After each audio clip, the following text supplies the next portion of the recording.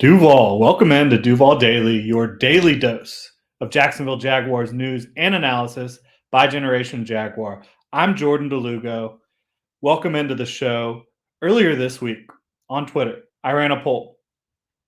I asked Jaguars fans what they wanted the team to do with the first overall pick in the 2022 NFL Draft.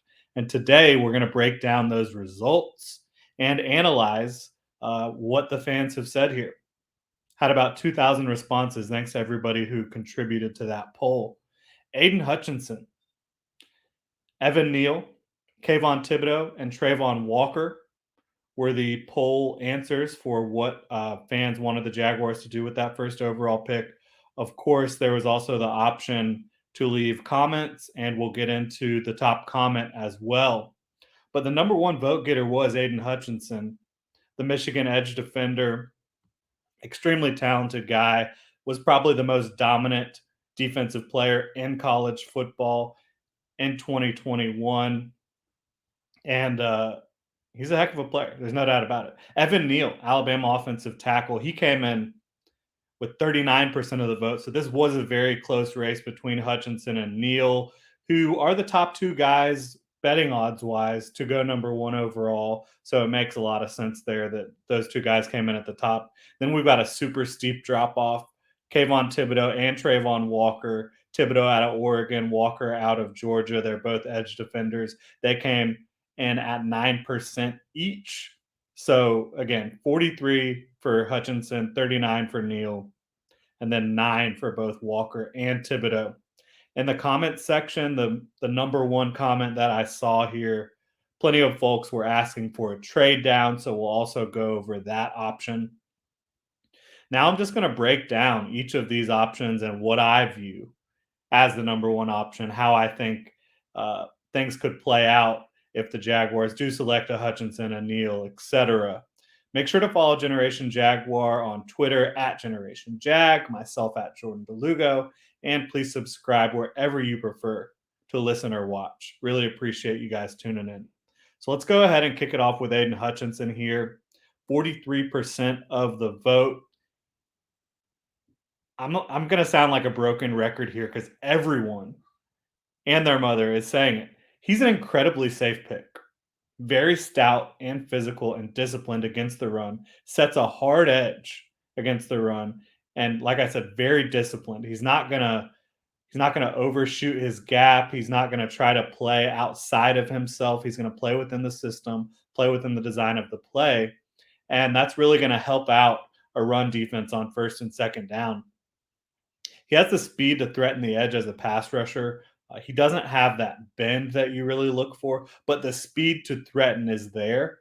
And so offensive tackles have grown to respect that speed that he has to get upfield.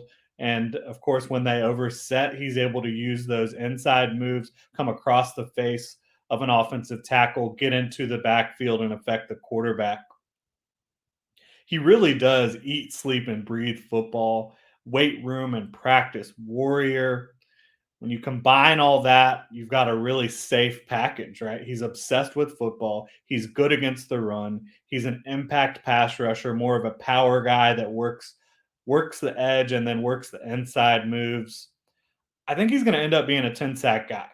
I think he's also going to play the run very well for you, as I've said.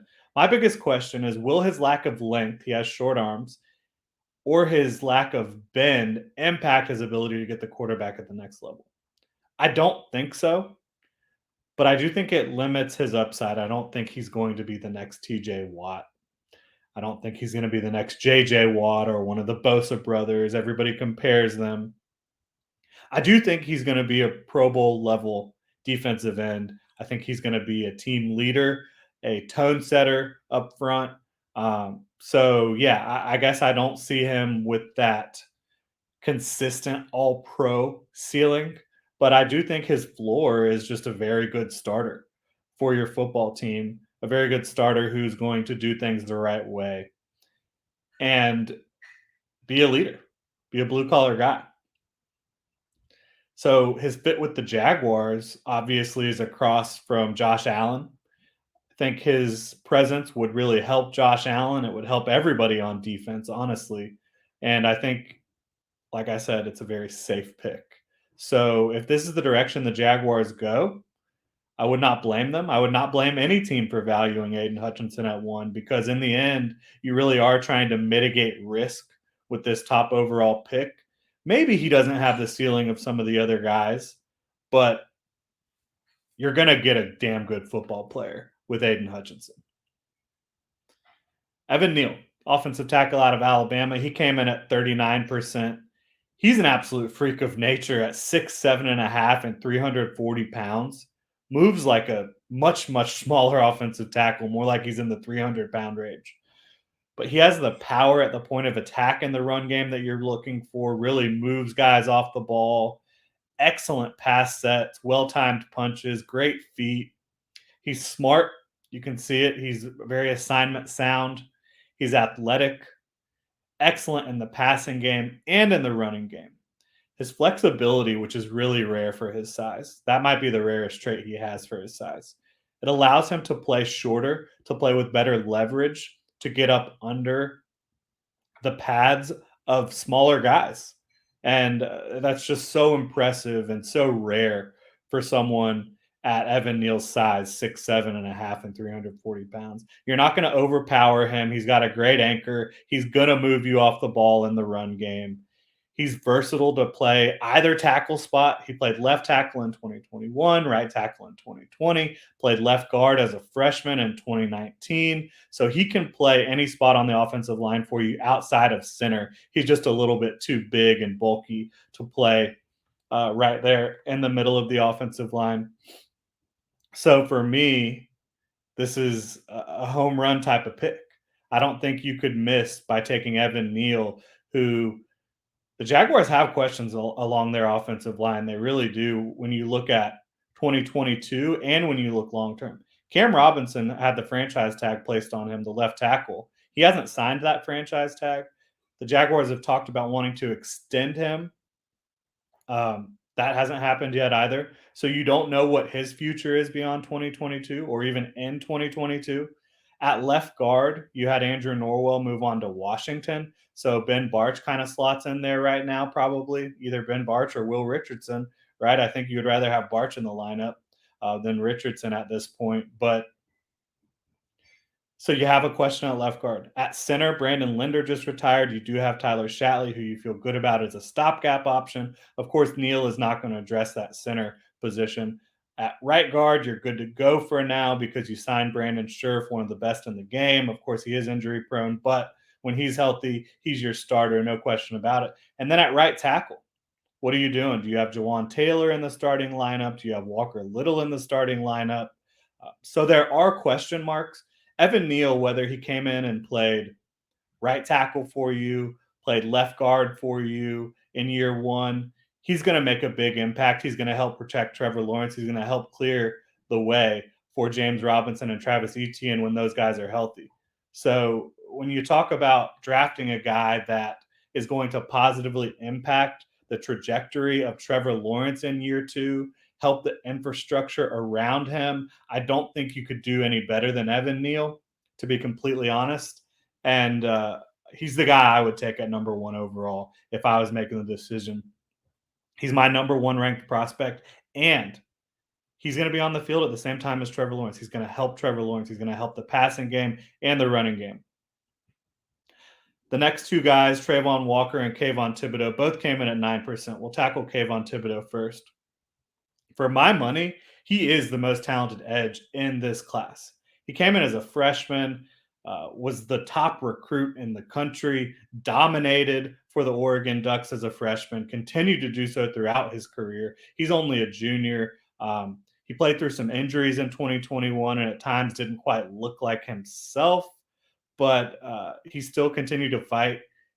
For me, he's got the best get off in this class, the best first step, the explosiveness. He consistently makes tackles over set to the outside because they're afraid of that speed and they're afraid of his ability to bend around the top of the arc and to get to the quarterback. When he catches them over setting, he'll work right through them with a long arm or an inside swim move. That long arm he has is lethal. When those guys overset and get off balance, he just blows straight through them, drives them into the quarterback. Like I said, he can flatten at the top of the arc and explode into the backfield. He doesn't have the best bend, but he has incredible balance, which allows him to play over his toes and not lose balance. I think that comes from core strength and lower body strength, that he's able to kind of get almost lateral to the ground and pursue the quarterback parallel to the ground. Really impressive. As a run defender, he plays the run at a high level. He sets a hard edge. He's got the strength to hold up out there, and he also has legitimate value in moving around the formation. He's lined up inside, and because he has a more compact frame, because he has length and quickness and power, he can handle guards on the inside. He can play the run on the inside. He can beat them inside, kind of like Arden Key, who the Jaguars just signed. Arden Key's only 6'5", 240, but he can line up inside and take advantage of his length and quickness against those guards. Kayvon Thibodeau can do the same thing, but he's even more powerful. And I think he's actually stronger pound for pound than Aiden Hutchinson, which I don't think a lot of people would expect. And that's not based off the bench press. That's based off what I see on the field. I think he holds up better because he's able to play with better leverage than Hutchinson on the inside. He has excellent instincts and feel for dropping in coverage as well. I mean, this is a guy that you can really use as a Swiss Army knife, a chess piece. He can line up on the edge, line up at three tech. He can drop into coverage and make an impact. Um, Really, for me, I just wish there was a little more discipline at times. I wish that he didn't kind of try to just play outside of what the play call is asking him to do at times. And I think you could see a little bit more variance in the pass rush approach. Think he can develop more moves. But like I said, you can develop those things. There's questions for some about his passion for football, his character. I think those are way overblown. He has come out and said some questionable things in terms of like, was that really smart to come out and say, comparing yourself to Jadeveon Clowney, who hasn't been a bust, but as a guy who was looked at as kind of a transcendent talent, he has not come in and produced the way you would expect. So why are you going to compare yourself to that? That's not a good look. He came out and said that at these high school all-star events, he kind of dominated Evan Neal. Then, of course, people find the receipts, people find the videos of Evan Neal putting him on his ass. So I think there are some questions about like, is he overconfident? But everything I've researched, everything I've been able to uncover, and of course, I don't have the benefit like these NFL teams do of talking to the college coaches, of talking to position coaches, guys that have worked with him for a long time. So I don't have the benefit of getting that background. But from everything I've been able to tell, Kayvon Thibodeau is a hard worker. You see him busting his ass to make plays all over the field. I don't have any questions about his football character, to be completely honest. Is he Aiden Hutchinson with his football character? No. But do I have concerns with it? Also, no. So this is a guy, for me, I think he has the highest ceiling of any edge rusher in this class, bar none. I don't think it's close. He's immensely talented. Again, he dominated the Pac-12 as a freshman. Really impressive. So this is the guy I would choose to build my edge class around, or my defense around, if I was making the decisions. Um, I would pick him over Aiden Hutchinson. I would. But again, I wouldn't take either of these guys over Evan Neal, who's going to help Trevor Lawrence, who's going to help the run game, who's going to be a really versatile piece to your offensive line, can fill in a lot of different spots. Then we get to Trayvon Walker. Absolute vines for arms, incredible length, strength in his lower body, his core, and his hands. Incredible athlete. If you were scouting just based off the combine alone, he's your guy, right? But of course, that's not what we're doing here. Walker played on a defense at Georgia that really didn't allow him to line up inside of the tackle and just kind of rush the passer, or excuse me, outside of the tackle and just rush the passer. They moved him around a ton. He played interior for a lot of his career. He continued to do that in 2021.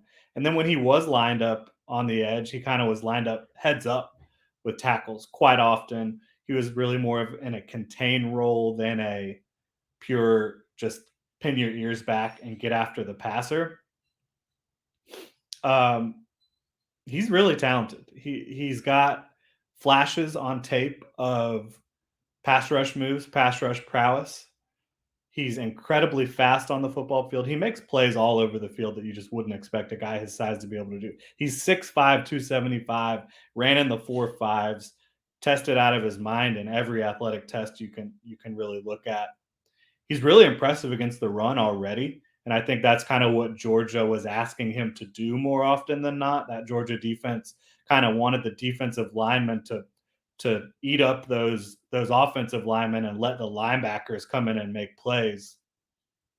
That's okay. It just didn't allow Walker to really showcase and develop as a pass rusher.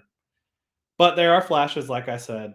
Um, this is a guy for me I like as a first round prospect. He's more of a middle of the first round guy for me. When you look at his matchups with Evan Neal over the course of 2021 in the SEC championship and in the national championship, Evan Neal really got the better of him in the run game and in the pass game. And for me, if you can't show up and make an impact against another top prospect, that's a bit of a red flag. And I'm not saying he's going to be a bust. I think at worst, you're getting an elite run defender who's going to make splash plays all over the field.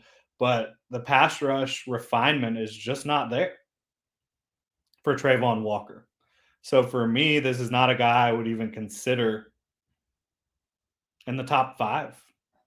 Really, probably not in the top 10 because he's not going to make an early impact as a pass rusher, in my opinion. That's going to need to be developed. He's the edge 4 in my class right now, or in the class right now for me, behind Thibodeau, behind Hutchinson, behind Jermaine Johnson. I had David Ojabo in front of him before the Achilles injury. So obviously, I'm not as high on Walker as some people like Dane Brugler of The Athletic, who I really respect. I just don't see it in terms of a number 1 overall pick or a top 5 pick with Trayvon Walker. So the other option that a lot of people answered in the comments was that trade down. I think this is optimal because if you trade down with Detroit, you're obviously going to get one of your top 2 guys.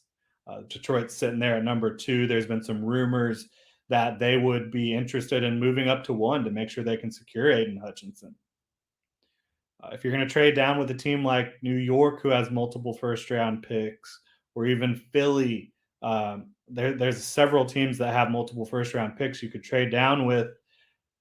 If you're trading into 5 or 7 with the Giants, could land a guy like Jermaine Johnson, who I have in front of Trayvon Walker. I think Jermaine Johnson in the Georgia defense in 2020, he was more impressive than Trayvon Walker, especially as a pass rusher. Had 5 sacks for Georgia in 2020 before transferring to Florida State, where he frankly dominated for most of the season. He's an excellent run defender. His flashes of pass rush are regular. They show up in every game. They're not as consistent as a Hutchinson or a Thibodeau, but just as impressive athletically, physically. I think you get this guy in a system and have him in the same system for more than a couple of years. The sky's the limit for Jermaine Johnson, and you could get him in a trade down situation. You could land your top wide receiver in a trade down situation, whether that be Garrett Wilson, Jamison Williams, who you saw.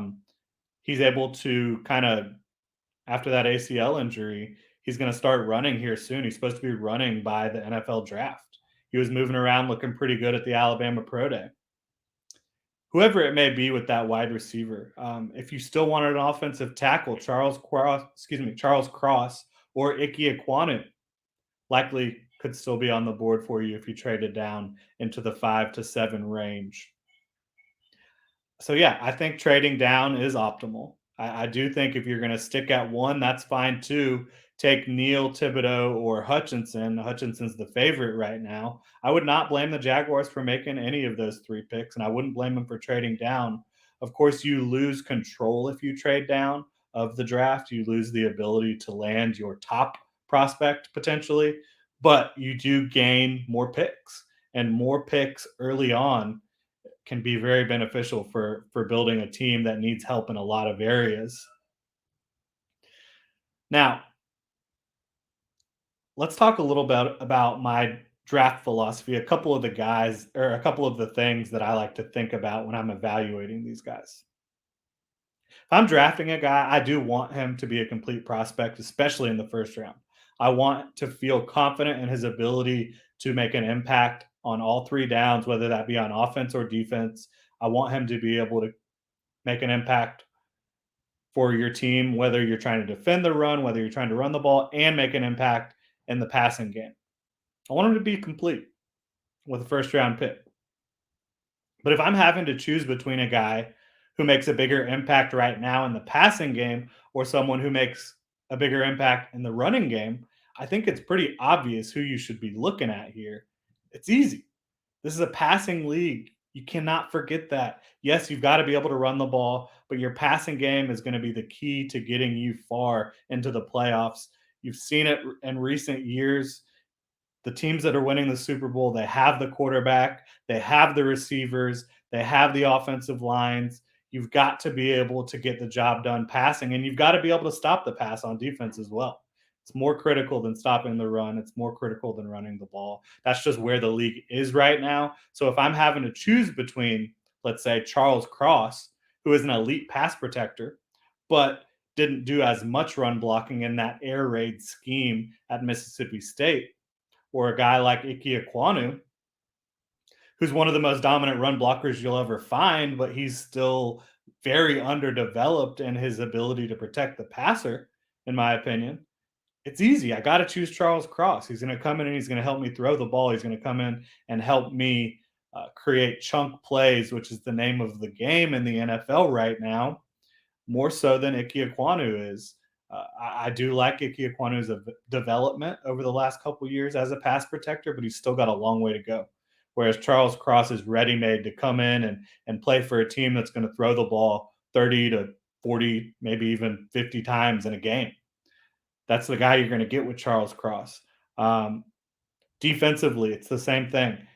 If I'm choosing between a guy who can rush the passer or a guy who can stop the run as an edge defender, I'm choosing the guy that can rush the passer all day. That's just how I view evaluating some of these prospects. I just couldn't get I couldn't get myself to draft an Ike Ekwonu before a Charles Cross with his ability to come in and really help you out in the passing game. That's going to do it for Duval Daily today. Hope you guys enjoyed the show. I'm really having a good time coming in and talking some Jaguars football, getting in these quick episodes. Let me know what you think in the comments on Twitter, YouTube, whatever, wherever you're watching. Please like and subscribe. We really appreciate it. Follow myself at Jordan DeLugo on Twitter, Generation Jaguar at Generation Jag. And of course, make sure to tune in. You can check out our latest podcast between me and Jeremy, the Gen Jag podcast. Dropped it this morning. We talked about the Jaguars' top team needs, talked about the Brandon Linder retirement, how that impacts the offense, the offensive line. And we also got into a bunch of other stuff, including the Arden Key signing, which I also talked about here yesterday. But that's going to do it. Thanks for tuning in. Hope you have a great day, Duval.